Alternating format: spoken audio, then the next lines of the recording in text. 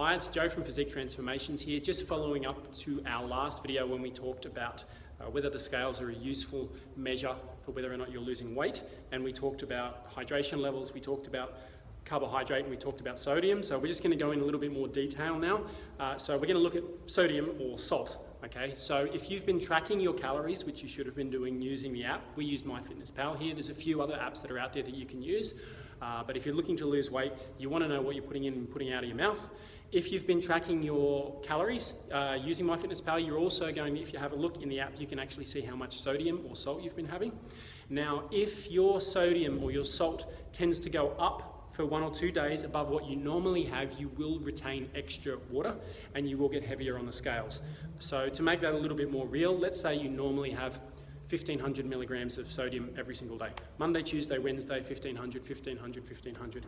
And you see on the scales, let's say it says 61 kilos, 60.7, 60.5. You can see you're making really good consistent progress. It's going down.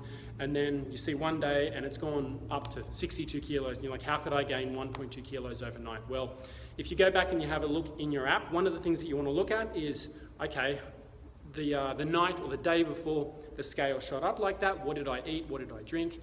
Oftentimes you will see, if you have 400 to 500 milligrams of sodium above your normal daily intake, you'll retain up to an extra litre of fluid or a kilo on the scales. So if you're having 1,500, 1,500, 1,500, then you have 2,000 milligrams of sodium on that particular day.